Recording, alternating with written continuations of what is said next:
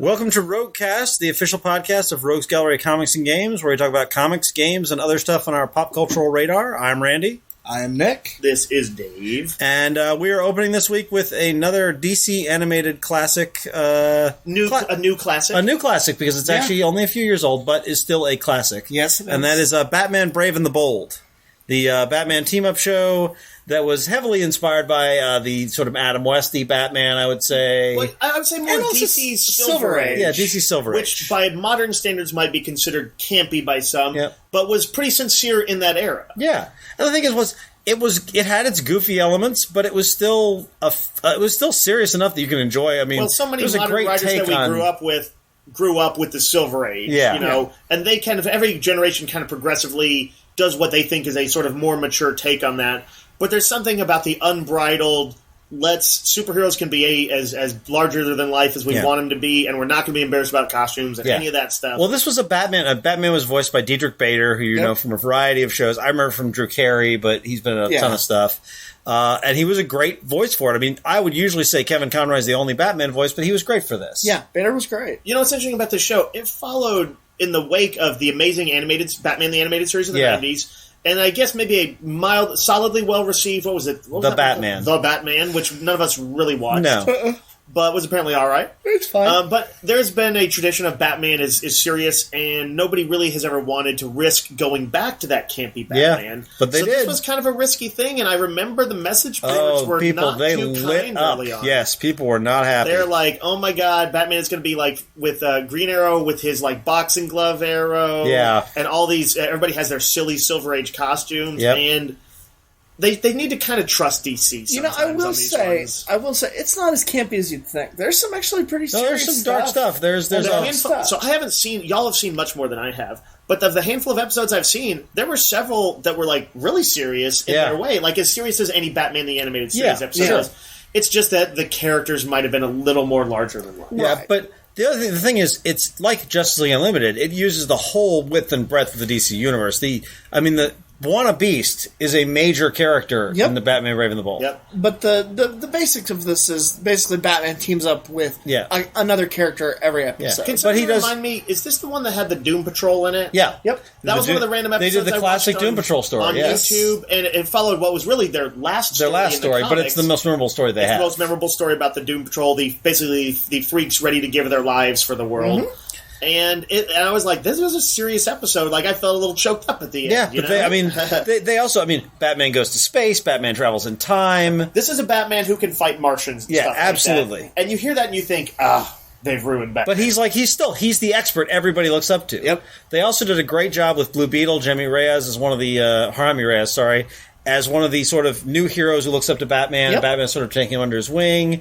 They did maybe the best take on Aquaman ever, sort of an Aquaman inspired a little bit by the Tick. Yep. This bombastic. He is the Tick is right, but he's very over the top. He's Brian Blessed style. He's a bombastic adventurer. Yeah, he's the adventurer. Yes. He must name every adventure he's on a fun name. And there's a great episode where he and his family go on a vacation across America. You know, as much as many episodes there are that are great, that one still is my favorite. Oh, it's a great one. It hits all the right comedic tones, but there's also some nice undercurrent of stories. They also do these great opening sequences. One of the things I liked, one of the reasons they can do so many characters is that some characters don't have a whole episode in them. No. But you can do a opening with Commandy, the Blast Boy on Earth. Right. So what they do is like, you know how James Bond opens with like a little 5-minute end of some other adventure that he's on? That same type of deal here. Yeah. You're getting the tail end of another team-up that Batman has had. And that, like Randy was saying, that's where you have some of the craziest team-ups. Commandy, Enemy Ace. There's all kinds of characters that show up. And sometimes they would expect, like, they did The Outsiders, and they did a different take on The Outsiders, and then The Outsiders show up for a full episode. Same with the Metal Men. Yep. Mm-hmm. And it's like they focus on some of the stranger characters. I mean, Plastic Man is huge. Yeah, Plastic Man's a really big character in this, And he's really done well, and you get Woozy Winks, and you get... I'm trying to think of other favorite episodes. The Death Race one. Well, I know one I have to mention. Is this the show that had the Music Meister on it? Yeah, the musical episode with Neil Patrick Harris. Neil Patrick Harris is an evil singing villain, and everybody has songs in the episode. Yep. Oh, and they did some great stuff with sort of Black Canary had sort of a crush on Batman, and Green Arrow had sort of a crush on her, and there was some fun stuff with that. Batman and Green Arrow have sort of a rivalry because they're very similar millionaire crime fighters. Right. So this was steeped in something you only get in DC's Silver Age, which is that Green Arrow really did have an Arrow car and an Arrow cave back in the day. Yep. He was kind of a knockoff of Batman in those days in the Silver Age. And so instead of, DC portrays it and then kind of has some fun with it. There is some humor and a little poking fun at their own history. Absolutely. Batman makes fun of Green Arrow a bit. They also did but they're buddies. You know? They did a great bit with Batmite where they bring him in and he's sort of the meta fanboy, which they took some cheap shots at all the guys who were mad at. I mean, at that point they had won. They were in like season 2, and they really probably didn't need to take cheap shots at the guys who had been mad about him. But they clearly were still a little raw about all the guys who'd gone after the message boards. So Batmite was this uber fan from another dimension who like was collecting all the memorabilia from Brave and the Bold, but wasn't so sure about this take on the show and that kind of stuff. And then they, of course, the final episode they bring in Ambush Bug. Yep. Y'all told me y'all have mentioned, and I haven't seen this episode, the one that is a homage to the old Wacky Racers show or whatever. Yeah, from the 70s. The Death Race. That is one of the best episodes. Basically, Mongol descends and gathers a group of both villains and heroes to sort of race for control of Earth, and. Yeah, it's bizarre. Joker has his Joker-mobile, and Black Manta has this Manta crab-looking thing. And it's just a hilarious race. Yeah, it's a great episode. That reminds me of an opening episode that I saw. One of our customers lent me some episodes that I saw. Thanks, Harry Livesey. And this opening one was a baseball game. Yeah, between, was it Heroes and Villains? Where like Lex Luthor has is cheating using like a secret cybernetic suit under his costume and stuff like that, and it's pretty outrageous ideas, but it's such a fun opening. It's such a blast. Yeah, it was the show as a whole is a nice reminder that superheroes can be kind of larger than life and humorous. Yeah, it doesn't have to all be serious, but that doing this humorous stuff doesn't preclude doing some serious stuff. It was highly entertaining. Just throughout the entire... It's a really good series. It had that cool, jungle drum music, Yeah. The opening. The opening's great, It's very sort of mod, sort of 60s jazzy music with heavy drums and stuff. Yep. I don't know. It's I still need to see a lot more of it. At some point, I'm just going to, buy the first season, I think, and just watch it. You should. Way. And it is all on Netflix, as far as I know. Yeah, that's true. Why do I need to buy it? I can just watch it. It's all on Netflix. I have all of it on DVD, and it's really good. It's a really fun show, especially if you have kids. It's really good for kids. One thing I didn't mention is that it has great action sequences. It does. Like when although again larger than life, but some of the action stuff they do is just as cool as stuff they did on Batman the Animated Series. Yes, I agree. I'm sure there's some people who carried over from that. They looked at that for lessons. So there's badass fight sequences. Yeah, absolutely. And very cool uses of powers. And the voice acting, of course, as always, because it's Andre Romano. Is it? Yeah. It's great casting. There's fun voice cast, all throughout. Any sucky episodes? No. It's really always good. Always at least good. Yeah, always at least good. Moving on to something more recent. Nick, I believe you recently went on an all-new X-Men spree. I did. I randomly picked up, just on a whim, I wanted to sort of dive in. I had a friend tell me kind of the gist of all-new X-Men. And I knew what the deal was. Basically... This is another one of the Marvel Now relaunches. It was a Marvel Now relaunches, and the gist was that, the X-Men are in such disarray. Cyclops has become sort of their Magneto in a way. He's become very extreme and radicalized. And Beast, in response to this, brings the 1960s era X-Men to the past to sort of jog Cyclops out of brings them from the past to the present. To jog Cyclops out of this funk that he's in. Right. He either wants his older self to be reminded of his younger idealism and heroism, or he wants his younger self to say, oh my god, I don't want to become that, and sort of maybe change how he grows up. And that actually is not what happens. Right. I'm not a huge Bendis fan. I'll go on the record and say that, and I've said it in many other places. Although you've also, I think every single one of us here, despite issues, has also liked Bendis Prime. Yeah, from time to time, sure. Even at times, love them, like Ultimate Spider-Man. Yes, and I still defend the Ultimate Spider-Man. I think it's some great stuff. All right, defend it. No, I will defend it. I'll use it as a shield. No, and honestly, I think this is some of the best stuff that he's done recently. It is very... I think you said it best when it's like he works better with X-Men. Like, sort of those characters and their sort of emotional states work better for him. The Avengers felt like they might be sort of... I am used to a higher level of idealism than Bendis usually has. Mm-hmm. I hate to call the X-Men emo, but they kind of are. A little bit, and Bendis is a little emo, yeah. So that's reasonable. But it's sort of the character work that really sells it for me. Just the way that he writes these 60s era X-Men in the present time with young Jean Grey, who's usually a character that is kind of bland and a cipher. It's true. She's actually more interesting. And I have to ask, I think they just kind of play it fast and loose with this, but they're not literally from the 60s. They're not working on that timeline. But they are kind of like, as drawn, they kind of look like they were plucked from the 60s. Yeah, and that's weird. They actually don't give a date of when they go back. With a sliding time scale, the original X-Men probably would have been in, like, the 90s now. Yeah. But there is a joke that, a lot of people reference, like, Cyclops, and is like, aren't you, like, when he looks at the young Cyclops, they're like, I thought you were supposed to be, like, 40 or something like that. And, the jokes work, actually. Bendis writes a few jokes. Not just a few. He does jokes, and they work. Now, this also has really good art, as I remember. Yes. I mean, Stuart Eminem is the main artist, but it flip-flops between him, David Marquette. Is it David Marquez? David Marquez, sure. And... Or no, David Lopez. Both. There's both? Okay. There's both. You told me David Lopez. I didn't remember David Marquez. I believe both of them are on that, and if they're not, then I'm sorry, but I think I'm right. Did Sarah Pacelli do some art? No. Oh, okay. No, she's done Ultimate Spider-Man. Disregard. But again, it's every time I flip through it, I'm always like, damn, this is a well-drawn book. Yeah, it is. And I like the relationships. The sort of Jean Grey and Kitty Pryde relationship is really interesting to me. Kitty Pryde kind of becomes like sort of an older sister for her. She actually becomes their mentor. They're that team's mentor and teacher. She becomes Professor Kitty. Which is kind of she's been Professor Kitty technically, right? Over in Wolverine and the X-Men, yes. Yeah, she has. I mean, she's headmistress. Yeah. So this is definitely taking sort of that. Now, this is a pretty weird thing to have a team time travel forward in time and then have it persist. Just stay. Yeah, they just, a lot of them say they want them to go back. They have to go back. And they decide, no, they want to stay. After finding out, Jean Grey finds out she dies and sort of all that, and Cyclops finds out where he's at and sort of connects with Havoc. And sort of, they team up with sort of the Uncanny Avengers. Young Cyclops teams up with modern day Havoc. Right. And there's just a lot of cool stuff like that. And they decide fighting.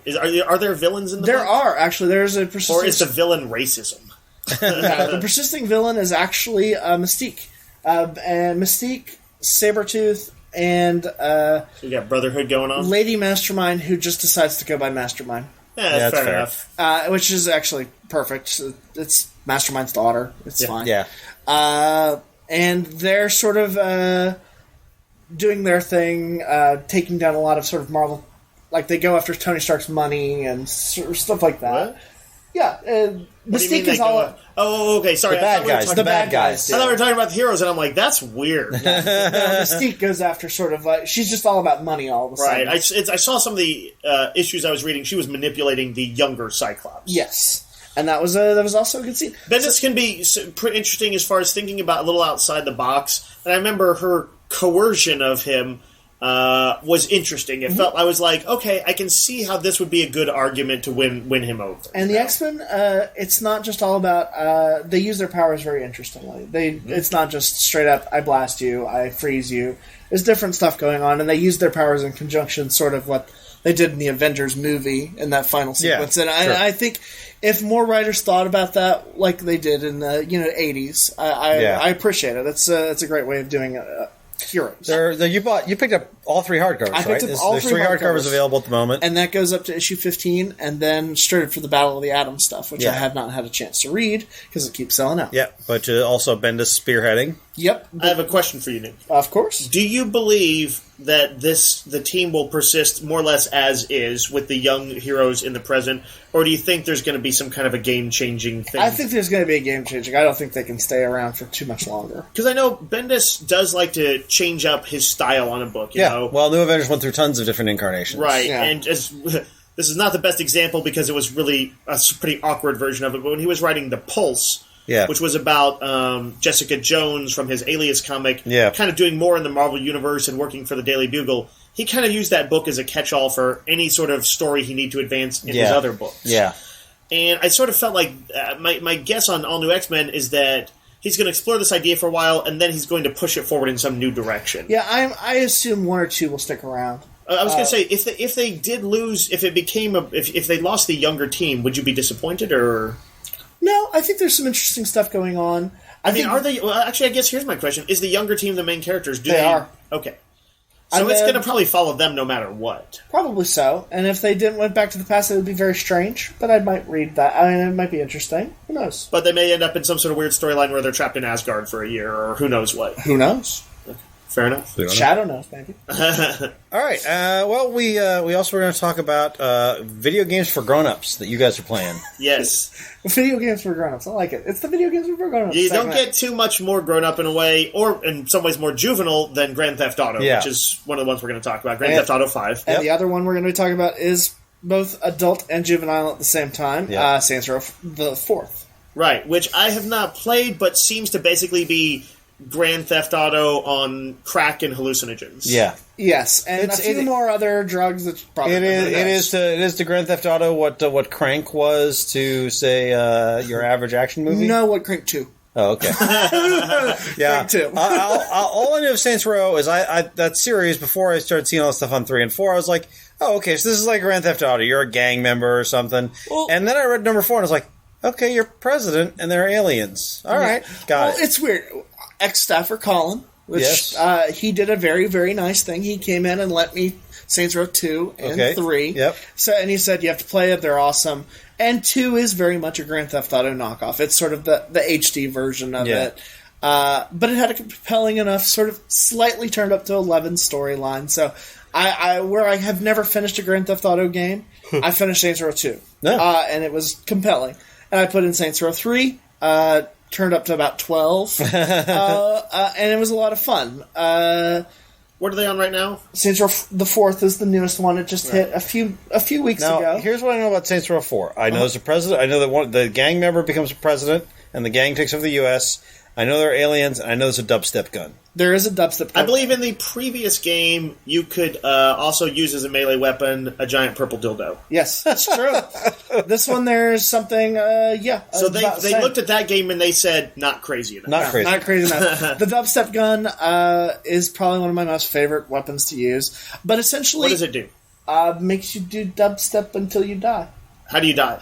You dubstep and you can either explode or pass out. Okay, I wasn't sure quite what manner dubstep you was have to spend kill people. You have to spend the $20,000 to make people explode. Well, everybody has to have watched the Key and Peele dubstep sketch by now. I think it's that. Yes, I hope so, yes. But essentially what you are is the president, and aliens invade, and because you are such a badass and so problematic, they stick you in a Matrix-like simulation because they can't kill you.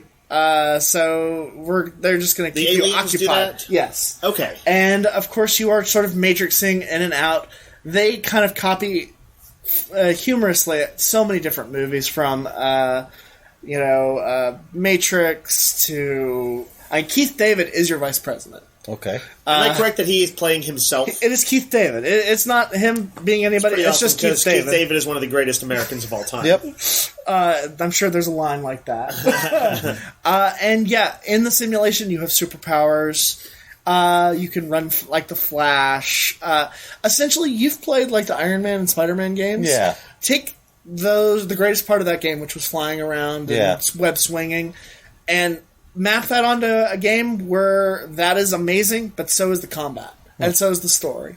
And you get pretty much a game that is completely entertaining. My impression is sort of that they wanted to do a game where you do the kind of things you do in superhero games, but maybe without sort of the restraints that those games have, where they're just like, what if we just made it more fun and more crazy? And last night I got the power to do the Stomp Crush, so you send out like a shockwave that destroys the area around you. It's pretty fun. I have a plot question. Plot. I don't know about plot. Well, it's only based on what you just said. Uh-huh. So they said the president is such a badass that they have to trap him in this machine or whatever. Yeah. Like in a virtual reality. So you play the entire game inside this virtual reality. Do you in some way, shape, or form get to actually take out the aliens or escape from it or something? Yes. At the very beginning, a character from the third one, her name is Kenzie. Uh-huh. She's the smartest human being ever. Okay.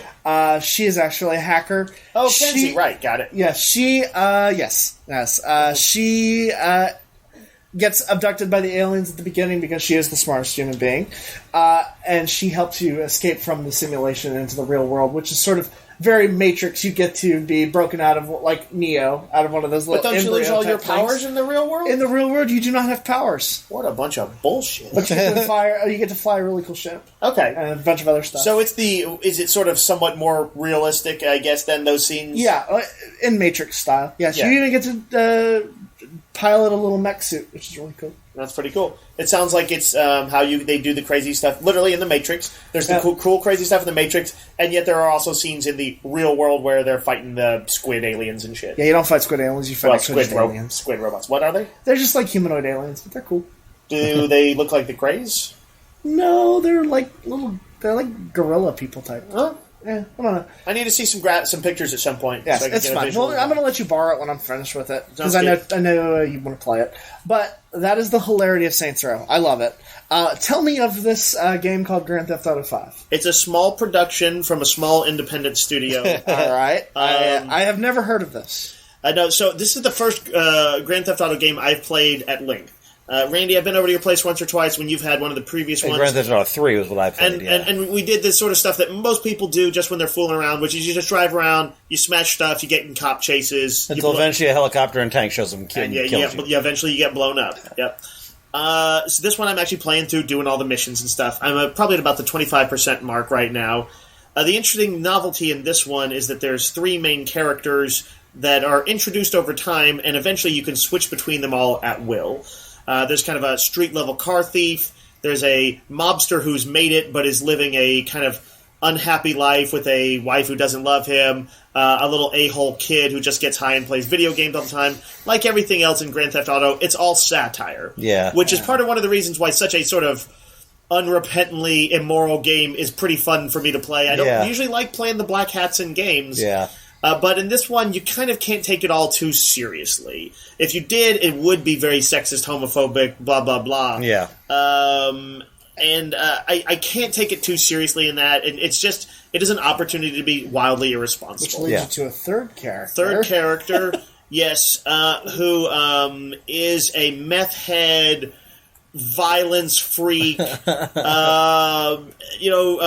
and gun runner guy. I think you told me he is very much like Vincent D'Onofrio style. He looks a little bit like Vincent D'Onofrio in Men in Black when he's all messed up. Okay. But he's very entertaining. He's kind of witty, even in his crazed drug states and stuff like that. They all have a special power, which is very simple. The little sort of controllers that you use, the little what do you call it? The joystick, the sticks, that you the analog sticks. Scientific term. If you click them down simultaneously with Car Thief Guy, basically he kind of goes into a bullet time where the rest of the world slows down, but he is driving more or less at sort of it's slowed down but much more controlled state. So you can be going through the craziest traffic jam and click to this, and you can like weave in and out of cars impossibly, basically, and the meter will go down. You refill it by driving against traffic and doing dangerous stuff. The mobster guy can do the same thing sort of in melee combat. He can sort of slow the world down. Actually, I haven't done a whole lot with his. I'm probably misdescribing very Max that. Payne-ish. I think so, yeah. And I've done more with Trevor, the meth head, who goes into a more blurred violence mode, and his weapons do extra damage. He himself doesn't seem to feel pain, and he's just like crazy. He's the end of Scarface. Yeah, he's Al Pacino at the end of Scarface. Anyway. What's amazing about Grand Theft Auto games is their scope, the world setting, and the polish. And this is it's just so ridiculous. This world is just super fun to drive around in. So lived in. Everything is very detailed. You can't go anywhere without hearing some interestingly entertaining, witty conversation or something really trashy and exploitive. There's always something going on. You kind of can't get bored in it. Do they do the radio stations with actual music? Oh, yeah. Tons and tons of great music. You grab a car out in the boonies you steal it from a redneck, it's going to be playing like Convoy. It's going to, you're going to be hearing dubstep. You're going to be hearing cheesy pop from like Beyonce. You're going to be hearing 80s classic rock. And, of course, there are crazy talk shows and stuff like that. In some ways, I think it's, people know kind of what the series is by now. This is differentiated by its overlapping storylines with the characters, which, interestingly, once they get going, there are these moments of depth for the characters. You do end up kind of liking all of them, even the scummy meth head. But the previous two are more obviously likable. And I've seen the graphics. The graphics are amazing. Yeah, it's just you can steal planes. You can go bike riding. You can go golfing if you want. You can go scuba diving. It's not. I always hate in games like this when you land in the water and the game just ends. It's like you died. Yeah. You can crash cars and stuff in the water in this, but then you dive out and you go swimming, or you steal somebody's jet ski or a motorboat. It feels much more like nothing is particularly off limits. Yeah. Nice. I'm not super far into it, but really enjoying it so far. Oh, I know that I got to mention the heist stuff. There was a really cool, and I'm sure you do more of this. There's a heist early on where you go and you case this diamond joint and take some pictures of it, and then you assemble your team and you decide who we're going to need a driver, we're going to need a gunman, we're going to need this, that, and the other, and you decide how good you're willing, how much of the cut you're willing to give away to get better people on the job. And then when you get paid off at the end, if you put a bunch of super high, awesome experts on it, you're going to get almost no money at the end of the heist. But those people do go up in skill, so you can use them on subsequent heists if they don't get busted by the cops, which is possible. The first one I did, I cheaped out on our gun guy because we were going to break in by using knockout gas. We weren't going to do the heavy shooting version of it.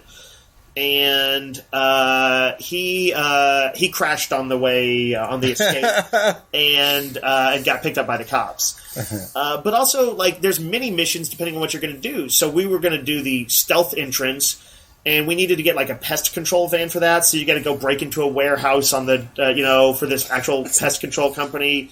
You have to steal the knockout gas from a van on the road. So you get to do some very fun criminal stuff.